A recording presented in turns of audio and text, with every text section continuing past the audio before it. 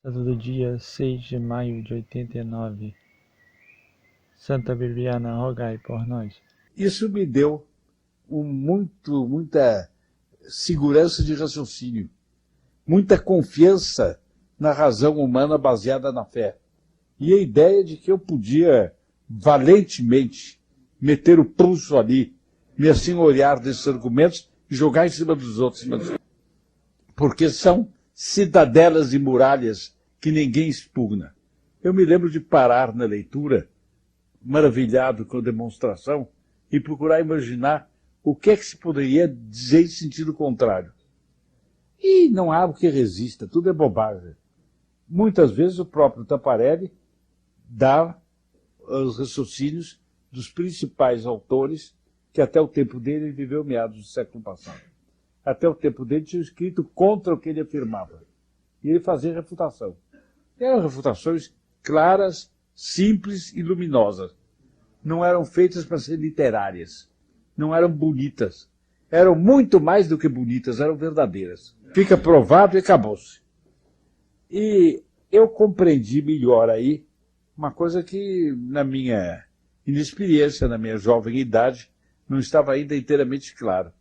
Como a doutrina católica é sólida, como ela é segura, como ela é bem pensada, como, conhecendo-a bem, a gente pode enfrentar qualquer coisa de peito aberto. É questão de estudar e conhecer bem. Enfrentar de peito aberto, meter-se nas discussões mais perigosas, dos assuntos mais árduos de demonstrar, estudando bem, sai a demonstração e a gente dá um nocaute no adversário. E os senhores estão vendo que a meta de dar o nocaute no adversário era uma meta amadíssima. Por que amada? Não era por um vão gosto da polêmica. Um gosto da polêmica eu tenho. Eu acho muito bonito duas pessoas conduzirem, uma contra a outra, uma discussão ordenada, em que se vê o raciocínio de um apertar outro no canto e como é agora. Acho muito bonito. Mas era muito mais do que isso. Era preservar as almas do erro, encaminhá-las para a Santa Igreja Católica, e eram os instrumentos para implantar na Terra o Reino de Maria. A principal instrumental para a gente implantar na Terra o Reino de Maria não é arma nenhuma, não é nada. É a gente saber raciocinar. Raciocinar, então me permitam que diga um pouco mais, para a gente saber raciocinar, a gente tem que tomar entusiasmo pelo raciocínio. Bem, para a gente tomar entusiasmo pelo raciocínio, a gente tem que depois tomar entusiasmo pela possibilidade de desenvolver o raciocínio. E pende aí uma coisa muito bela, é a facilidade de expressão. Para isso, gramática boa, vocabulário abundante. Quando a gente quer dizer uma coisa, ocorrer ao espírito, ao mesmo tempo, 2, 3, 4 modos de dizer a mesma coisa, a gente escolhe ali com facilidade, toca para frente. O que exige, meus caros, exige esforço.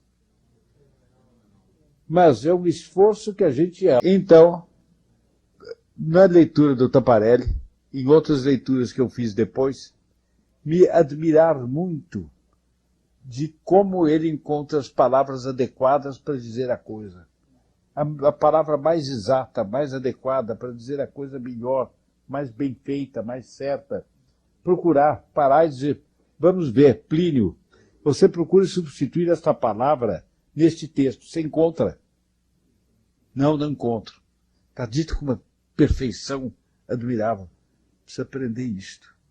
Então, tal palavra é assim, tal outra palavra de outro jeito, etc. Eu sei que os senhores estão estudando alguma coisa desse gênero, línguas, etc. E até disseram que até português os senhores estão estudando. Eu ousaria dizer, principalmente português, porque o indivíduo que não sabe exprimir-se bem na sua língua materna, não sabe bem as outras línguas depois. Ele tem que conhecer a língua materna. Tá bem. Eu fiquei muito satisfeito quando eu soube. Mas eu queria aproveitar a ocasião para que os senhores aprendessem, tomassem o gosto da língua. Quer dizer, de compreenderem que num idioma, quase cada palavra é uma pedra preciosa ou semi-preciosa. Que a gente deve compreender a beleza da língua, a beleza desta palavra, daquela outra palavra. Há palavras que são lindas, há palavras que são bonitas, há palavras que são aceitáveis, há até palavras que são feias. A gente deve ter tudo isto classificado nos padrões do bom gosto que se tem. E sem isso não há cultura. O senhor praticamente não ia a dicionário. Então, como o senhor chegava a saber o significado das palavras? Mais ou menos era um puzzle em sentido negativo. Eu pegava as palavras de uma frase e entendia, vamos dizer, em um texto assim, entendia, faltava uma palavra ou duas, o resto era conversa comum, a gente ficava. Compreender adivinhar o sentido da palavra que falta, pelas palavras que estão, faz um bonito jogo. E eu achava agradável fazer esse jogo. Dante dizia que as obras do homem são netas de Deus, porque Deus é pai dos homens e, portanto, é avô das coisas que o homem faz. E o vocabulário humano é todo ele neto de Deus. Como é bonito a gente estudar o vocabulário humano, ver como é que ele se exprime, não se exprime, etc, etc. Mesmo, eu estou saindo um pouco do tema, eu volto ao tema já, mas mesmo quando se fica mais velho e se estuda, por exemplo, direito. Então, meu pai tinha uma muito boa biblioteca jurídica. Ele era advogado, pegar um livro francês, estudar no livro francês um determinado tema. Mas depois estudar o mesmo tema no livro italiano. E depois estudar o mesmo tema no livro alemão. E depois, assim, pegar 3, 4 línguas. E ver como é a índole e o gênio da palavra de cada povo, através do modo pelo qual trata o tema jurídico. Depois chegaram os juristas. É um encanto as ordenações afonsinas de Portugal. Deixa eu falar um pouco bem de Portugal, que tem uma porção de portugueses aqui, e assim falamos bem um pouco de nós mesmos. São as mais antigas leis do Reino de Portugal, as ordenações afonsinas. A ordenação são as ordens, o que o rei manda fazer, as leis feitas pelo rei. Era rei Afonso não sei quantos de Portugal. Bem, eram coisas medievais ainda. E a técnica do direito não estava tão desenvolvida quanto se tornou depois. E a gente vê que o legislador, às vezes, quebrava a cabeça para dizer a coisa com clareza, mas acabava dizendo com uma clareza encantadora. Um português arcaico, límpido, simples, agradável, encantador. Bem, eu poderia dizer aqui um pouco o modo jurídico de cada povo apresentar a sua linguagem como é uma coisa bonita e como é uma coisa própria. Meu pai não me disse assim para me ensinar. Ele podia ter dito, mas não foi o que ele fez. Bem, mas uma vez, diante de mim, fez um elogio de um jurista brasileiro que o deu nome a uma cidade de Minas Gerais, onde existe um grupo da TFP, Conselheiro Lafayette. Esse Lafayette era um conselheiro do Império e um grande jurista. Meu pai disse só isso. Disse, é um português lindo que ele fala, com uma simplicidade total e uma clareza total, de maneira que não se lê uma página do Lafayette com necessidade de voltar para trás para reler de novo. Eu pensei, esse é um taco. Eu quero conhecer. E numa hora que meu pai não estava, para eu poder fazer isso sozinho, sem ele se meter dentro, eu fui lá na estante, peguei o Conselheiro Lafayette e li. Uma maravilha. Uma maravilha. A gente entra nessas coisas começando pelos grandes doutrinadores. Então, para os doutrinadores que dão o direito natural, que dão os fundamentos, as provas da existência de Deus, etc., etc., um dos grandes pensamentos nasce a compreensão do grande papel das palavras. E a gente adquire o gosto do vocabulário. É muito mais importante do que gostar de música. Mesmo porque a mais bela harmonia que há na natureza, antes do pecado original, eu acho que era a palavra do homem. Era mais bela do que o canto de qualquer pássaro, do que o ruído da água de qualquer regato, do que o barulho de qualquer vento, qualquer coisa mais bonita era a palavra do homem. Como deveria ser bonita a linguagem, como deveria ser bonita a palavra do homem sem pecado original. Como seria bonita uma conversa de Nosso Senhor com Nossa Senhora. Coisa superior a qualquer juízo, qualquer... Eu me faço a ideia de São José, concebido no pecado original, grandíssimo santo. Alguns acham que ele, logo depois de ter nascido, foi limpo da culpa original, mas ele foi concebido no pecado original. Bem, São José, concebido no pecado original, vendo às vezes Nossa Senhora conversar com Nosso Senhor. Vendo Nossa Senhora contar para o Deus que criou uma historieta de criança para ele se distrair. Ele olhando, prestando atenção e fazendo meditações. Não sei se os senhores imaginaram atrás de uma porta, ou diante de São José, que está atrás de outra porta, vendo o menino conversar com Nosso Senhor. É uma coisa... Podem ter ideia da beleza da palavra humana sem pecado original. Bem, depois do pecado original, ela conservou alguma coisa de belo. A gente aprende isso. Aprende, meus caros, uma coisa muito boa. É prestar atenção. É fenomenal mesmo. A gente, de tal maneira, prestar atenção nessas coisas, que mais tarde fica com dificuldade de prestar atenção nas bagatelas, de tanto prestar atenção nas coisas mais altas. Os senhores bem podem imaginar quanto eu desejo isso aos senhores. Sei bem que o ensino hoje é escasso nessa matéria e que comunica pouco. Já no meu tempo comunicava pouco, faço a ideia do tempo dos senhores. Isso explica, em parte, porque aqui, chegando aos 20 anos, eu li esses livros e eu tinha a impressão que eram céus que se abriam para mim. É porque, em parte, o ensino secundário me tinha preparado para compreender isso. E, em parte, porque não tinha preparado, eu ficava surpreso de encontrar. Mas isso tudo fazia a alegria desta fase de minha vida. Sempre ouvi dizer que o senhor gosta muito da análise lógica. Por que o senhor gosta? Qual é a beleza que o senhor vê nela? O que fala de Deus na análise lógica? A análise lógica é tida, como uma das coisas mais aborrecidas da formação do ensino secundário. O sujeito compreender o que é o sujeito, o verbo, o objeto direto, o objeto indireto, já não é fácil. E depois chegar na frase aqui, o sujeito, o verbo, já é mais difícil. Agora, pegar o Bom Camões e pegar um daqueles versos dele, que eles têm todos muito bonitos, mas alguns encharrafuscados como ele só. E está aí uma palavra, da linguagem corrente. Não é uma palavra clássica.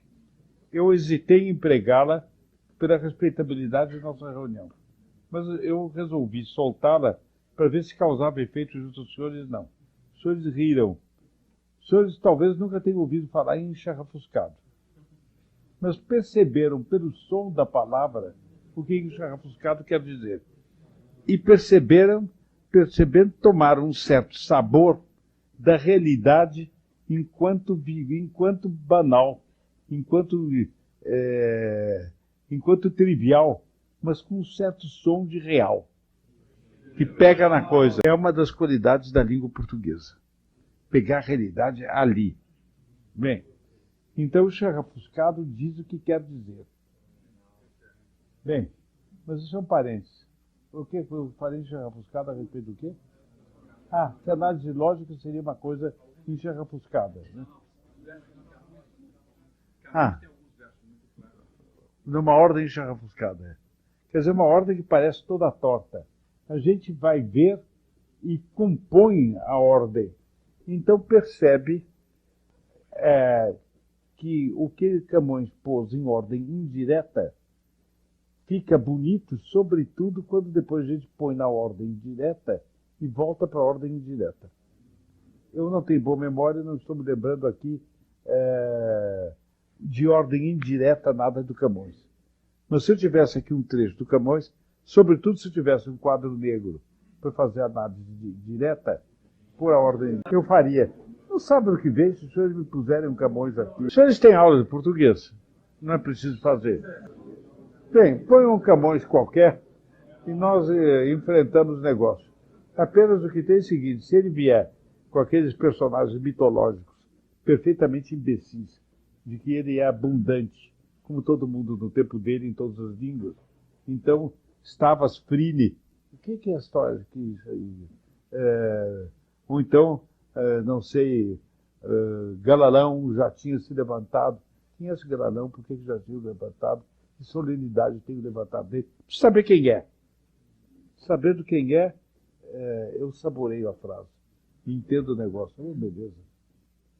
Não sei se todos os senhores percebem igualmente a beleza da ordem indireta.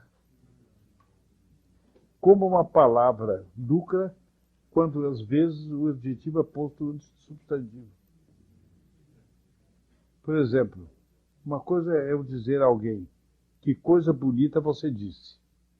Outra coisa é eu dizer que bela coisa você disse. Eu substituí o bonito por belo. E eu substituí a ordem. Uma coisa bonita é a ordem direta. Substantivo e depois adjetivo. E eu pus o contrário, que bela coisa. Eu poderia pôr que bonita coisa, poderia, mas ficava menos belo. O senhor tem aí uma das peculiaridades do português, que há em português quase dois vocabulários. Um vocabulário de gala e um vocabulário comum. E eu dizer de uma coisa que ela é bonita, apresenta a coisa na sua roupagem comum. Eu dizer que ela é bela, ela apresenta a coisa no seu vocabulário de gala. Ó tu que descansos buscas com cuidado, neste mar do mundo tempestuoso, não esperes de achar nenhum repouso, senão em Cristo Jesus crucificado. Ó tu que descanso buscas, já é a ordem inversa. Porque dizer, ó tu que buscas descanso. Por que fica mais bonito dizer que descanso buscas do que busca descanso? Porque valoriza a palavra descanso. Que descanso buscas com cuidado, fica mais acentuada a ideia do descanso do que a ideia de buscar. Por quê? Porque como fica posta numa ordem inversa, ela atrai mais atenção. Não sei se está claro. Ó tu que descanso buscas com cuidado. O que é a palavra cuidado aqui? No Camões não é o cuidado nosso, procurar direitinho, arranjadinho. É com empenho, com esforço, com afã. Isso é que é propriamente cuidado. Ó tu que buscas, que descanso buscas com cuidado. O cuidado indica com quanto esforço tu buscas o descanso. Valoriza ainda mais o descanso. É uma coisa que cansa encontrar, mas que quando cansa, quando encontra, que delícia. Continue um pouquinho. Neste mar do mundo tempestuoso. Neste mar do mundo tempestuoso. Ele poderia dizer, nesse mar tempestuoso do mundo.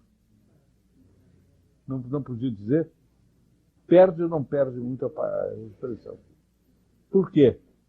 Porque neste mar do mundo tempestuoso, joga a palavra tempestuoso para o fim da frase. E fica muito bonito dizer, neste mar do mundo. Porque o mundo, até certo ponto, pode ser comparado ao mar. E deslocar a palavra tempestuoso para o fim, chama a atenção na palavra tempestuoso. E dá uma impressão, pelo som anterior, neste mar do mundo tempestuoso, dá uma impressão de uma tempestade bonita, não é? É uma tempestade com gala, um Fausto camoniano. É faustosa a expressão. Continua então. Não esperes de achar nenhum repouso, senão em Cristo Jesus crucificado. É muito bonito. Não esperes de achar nenhum repouso. O de é meio arcaico, mas fica muito bonito. Em vez de dizer, não esperes achar, não esperes de achar, põe um quê dentro disso que faz uma palavra quase inútil no meio, acentua a ideia de como é difícil achar. Não esperes de achar, como é o resto? Não esperes de achar nenhum repouso, senão em Cristo Jesus crucificado. Aqui na ordem inversa, mas é cadência. Senão em Cristo Jesus crucificado, que Cristo Jesus, eu sustento que o nome mais bonito que jamais alguém usou é Jesus Cristo. Pelo som, o som Jesus Cristo, o som rumoriante, silencioso, aveludado. Depois o tom alegre do Cristo e do Cristo, que emerge assim como uma gota de luz que paradoxalmente sai da terra e vai para o céu. Depois o ó, Cristo, que põe uma nota forte, Cristo Jesus. Bem, mas às vezes é mais bonito dizer Cristo Jesus do que Jesus Cristo. Porque nós estamos tão habituados a dizer Jesus Cristo, que Cristo Jesus varia um pouco o nosso ouvido e dá uma forma muito bonita. Bem, então, que Cristo Jesus já é muito bonito. Inversa, a ordem inversa. Crucificado. Quer dizer, Cristo Jesus, e ele faz uma alusão à palavra de São Paulo, que dizia que não sabia pregar a não ser Jesus Cristo e Jesus Cristo crucificado. Né? Então, Cristo Jesus e crucificado. Aqui é um paradoxo. Encontrar o repouso na consideração da mais terrível agonia que houve, há e haverá na história. Encontrar naquela aflição, naquele Deus meu, por que me abandonaste? Encontrar ali o repouso é fazer sentir algo que nasce de sacrossanto e de aveludado, de dentro das chagas de Cristo, da dor de Cristo, do gemido de Cristo, que nos faz compreender que ele, do alto da cruz, e gemendo daquele jeito, dava coragem de gemer a todos os homens que gemerão até o fim do mundo. Então fica muito bonito. Hein? Camões invejaria. Oh, Camões é o supra-sumo, nem sei o que dizer.